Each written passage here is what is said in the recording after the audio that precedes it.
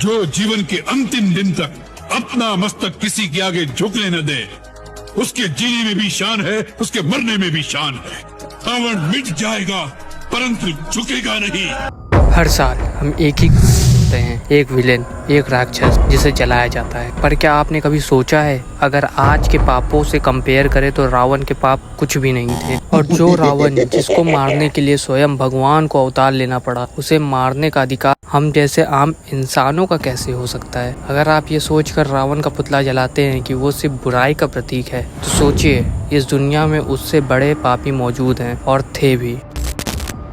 जय श्री राम। मेरा नाम है अमित पांडे और आप देख रहे हैं न्यूज़ माफिया। रावण को हम सब ने एक विलेन के रूप में जाना है, पर क्या सच में वो सिर्फ एक खतरनाक दानव था? रामायण के इतिहास में रावण का एक और रूप भी है। रावण एक महाज्ञानी था, वीर था और सबसे बड़ी बात, वो शिव का परम भक्त था। रावण ने अपने राज्य लंका को सोने की लंका बनाया था। और क्या आपको पता है, रावण सिर्फ लंका का नहीं बल्कि तीनों लोकों का राजा था। पाताल लोक, पृथ्वी लोक और स्वर्ग लोक का भी। उसकी शक्तियों के आगे देवता भी झुकते थे, जिसके डर से देवता भी कांपते। ये शक्तियाँ पाने के लिए उसने कठोर तपस्या और परिश्रम किया था। एक ऐसा इंसान जो ब्रह्मा को प्रसन्न करके वर प्राप्त कर सका और तीनों लोकों पर अपना राज जमाया। क्या वो सिर्फ एक बुरा इंसान हो सकता है? बहुत कम लोग जानते हैं कि रावण सिर्फ एक राजा या योद्धा नहीं था, बल्कि एक ऐसा शख्स था जो कभी पीछे नहीं हटा, चाहे उसके सामने भगवान राम खड़े क्यों ना हो। ये उसकी सबसे बड़ी ताकत थी, उसका स्वाभिमान। उसने अपने मन, अपने प्रजा और अपने परिवार की रक्षा के लिए कभी अपने पैर पीछे नहीं किए। और अंत में जब उसका समय आया, उसने एक महान योद्धा की तरह अपनी शान की मौत पर। रावण का ज्ञान, उसका शौर्य और उसकी वीरता ऐसे काम हैं जो लोग अक्सर भूल जाते हैं। पर क्या हम इसलिए एक इंसान को सिर्फ बुरा कह देते हैं क्योंकि उसने एक गलती की? हर साल हम रावण का पुतला जलाते हैं, पर क्या हमने कभी सोचा है कि इसका असली मतलब क्या है? क्या सिर्फ रावण को एक दानव समझकर उसका पुतला जलाना सही है? रामायण का एक महत्वपूर्ण पाठ है, हर व्यक्ति में अच्छाई और बुराई होती है।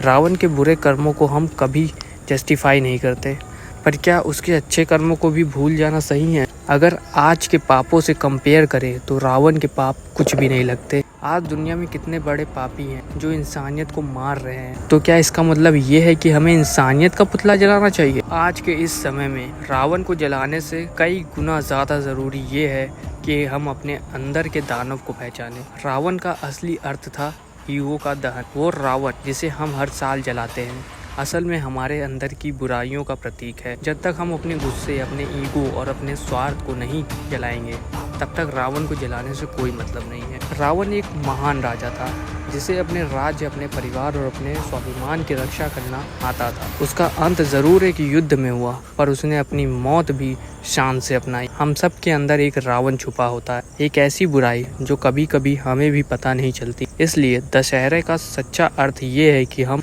अंदर की बुराइयों का समर्थन ना करें, उन्हें पहचानें और उनका दहन करें। रावण को एक विलेन के रूप में देखना आसान है, पर सच्चाई ये है कि रावण हमें एक सबक देता है कि जब तक हम अपनी खुद की बुराइयों को नहीं समझेंगे, तब तक हम किसी दूसरे रावण का दहन नहीं कर सकते। कुछ लोग ये भी बोलेंगे कि भाई, हम रावण को बुराई का प्रतीक समझ के ही जलाते हैं, इसमें तुम्हें क्या प्रॉब्लम है? तो भाई, मुझे इसमें कोई प्रॉब्लम नहीं है, लेकिन मैं बस एक बात तुमसे पूछना चाहता हूँ, क्या रावण का पुतला जिसको तुम बुराई का प्रतीक समझ के जलाते हो, उसको जलाने से तुम्हारे अंदर की बुराई खत्म हो जाती है? और अगर तुम्हें बुराई का प्रतीक ही मानना है तो सिर्फ रावण ही क्यों? दुर्योधन क्यों नहीं? शकुनी मामा क्यों नहीं? कंस क्यों नहीं? अगर हम इतिहास में देखते हैं तो रावण से भी ज्यादा दुष्कर्म किए हुए लोग हैं इस दुनिया में, जिन्होंने रावण से भी कई गुना ज्यादा बदतर दुष्कर्म किए हैं। हम उन्हें बुराई का प्रतीक मान के क्यों नहीं दहन करते? और रावण ने जो गलती की थी उसकी सजा उसको मिल चुकी है, तो मुझे नहीं लगता कि रावण को बार बार इस तरह जलाना सही है। अगर आपको ये वीडियो पसंद आई हो तो लाइक करें, कमेंट करें, अपने विचार शेयर करें और ऐसे ही और इंटरेस्टिंग वीडियोस के लिए चैनल को सब्सक्राइब करना ना भूलें। रावण का सही रूप समझने के लिए इस वीडियो को ज्यादा से ज्यादा लोगों तक पहुँचाएं और अगर जरूरत पड़ेगी तो इसका पार्ट 2 भी लाऊंगा। जय श्री राम।